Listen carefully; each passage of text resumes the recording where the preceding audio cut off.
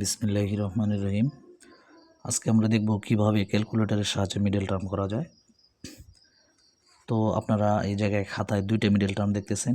দুটো মিডল টার্মের মধ্যে একটু ডিফারেন্স আছে, যে কিভাবে আমরা ক্যালকুলেটর দিয়ে করবো। এই জন্য আমরা দুইটা করাবো, একটা করাবো না। তো প্রথমে হচ্ছে আপনি ক্যালকুলেটরটা অন করার পরে এই জায়গায় আপনি মোড অপশনে 3টা চাপ দেবেন, 1 2 3। দেওয়ার পরে এই জায়গায় দেখবেন যে ইকুয়েশন মানে ইকুয়েশন 1 নম্বরে লেখা আছে, আপনি একে চাপ দেন। দিলে এই জায়গায় লেখা আছে আননোনস। তারপর আপনি যে কপি বাটন, সবচেয়ে ক্যালকুলেটরের যে বড় বাটন আছে ডান পাশে আপনি চাপ দেন, লেখা আসবে ডিগ্রি। এই জায়গায় ডিগ্রির নিচে দুইটা লেখা আছে 1 2, আপনি 2-এ চাপ দেবেন। দিলে এই জায়গায় এ দিয়া প্রশ্নবোধক চিহ্ন আসবে। এর মানে এটা দ্বারা বোঝা যাচ্ছে যে আপনার এই প্রথম পদের সহগ কত আছে। এই জায়গায় এন স্কোয়ারের সাথে কোনো কিছু নাই, মানে এটা হচ্ছে 1। তারপর আপনি সমানে চাপ দেবেন, আসবে বি দিয়া প্রশ্নবোধক চিহ্ন। এর মানে দ্বিতীয় পদের সহগ কি আছে, এই জায়গায় কোনো কিছু নাই, মানে এই জায়গায় 1। তারপরে আপনি আবার সমানে চাপ দিবেন, সেক্ষেত্রে হচ্ছে সি মানে ধ্রুবক পদটা আছে -2550। তারপর আপনি সমানে চাপ দিলে x1 সমান আসছে 50।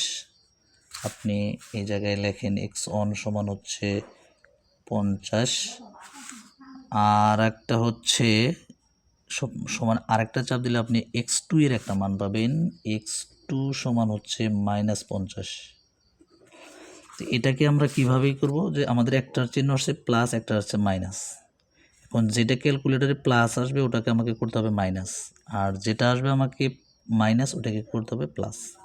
তাহলে সমান সমান দিয়ে যদি আমরা প্রথমটা, তো আর মিডল টার্মে আমরা জানি কোনো পরিবর্তন হয় না এন, তাহলে প্রথমটা হচ্ছে এটা 51 হবে। তাহলে এই জায়গায় হচ্ছে +51n, এটার সামনে হচ্ছে মাইনাস, তাহলে -50n -2550।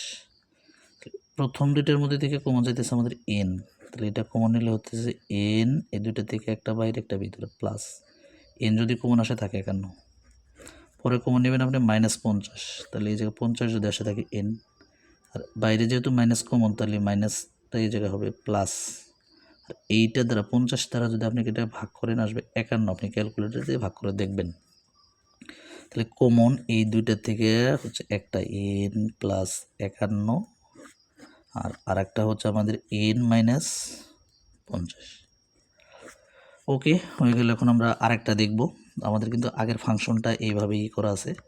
তো আমরা কিন্তু আমাদের এ কিন্তু থাকবেই, এটা সহজে যাবে না। কিভাবে এ বি সিগুলো রিমুভ করতে হয় আমি এটা ভিডিও শেষে দেখাচ্ছি। তো এর সাথে এই জায়গায় কোনো কিছু নাই, মানে আছে 1। বি, এই জায়গায় আমাদের বি সমানে চাপ দিলে বি আসবে প্রশ্নবোধক। এর সাথে কোনো আছে কত, -30। তারপরে আমাদের ধ্রুবক পদ যেটা জায়গায় চাপ দিলে সি আসবে, এটার পরিবর্তে বসবে +216। আমরা দেখতেছি এই জায়গায় +216 বা প্লাস না দিলেও হবে। এটা সমান একটা সমান আমাদের আসলে এক্স সমান আসলো 18। দেখেন এই যে 18। আবার আরেকটা চাপ যদি আমরা সমানে দিই, সেক্ষেত্রে আমাদের আসছে কত, এক্স সমান 12,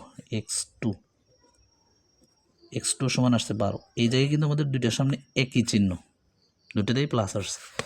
এর অর্থ হচ্ছে এই এই মাঝখানের পদের সামনে যা আছে দুইটার সামনে ওই একই চিহ্ন হবে। একটা হচ্ছে -18a, আর একটা হচ্ছে -12a,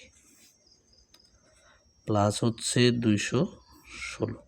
অর্থাৎ এই জায়গায় এটাও প্লাস এটাও প্লাস, দুটোই কী হয়ে যাবে মাইনাস। আমরা জানি যে যেটা আসে তার বিপরীতটা করতে হয়। এই জায়গায় প্লাস আসছিল আমাদের করতে হবে মাইনাস, এই জায়গায় প্লাস আসছিল আমাদের করতে হবে কি, মাইনাস।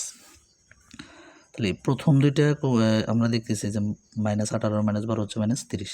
প্রথম দুইটা থেকে কমন যায় হচ্ছে a -18, আর -12 যদি আমি কমন নেই সেক্ষেত্রে a। আর আপনি দেখেন এই জায়গায় মাইনাস কমন নিলে চিহ্নটা পরিবর্তন হয়ে যায় আমরা জানি। সেক্ষেত্রে এটা হচ্ছে কমন, মানে হচ্ছে এটা দ্বারা এটাকে ভাগ করতে হবে। ক্যালকুলেটরে ভাগ করলে আসবে 18, আপনি ভাগ করে দেখবেন।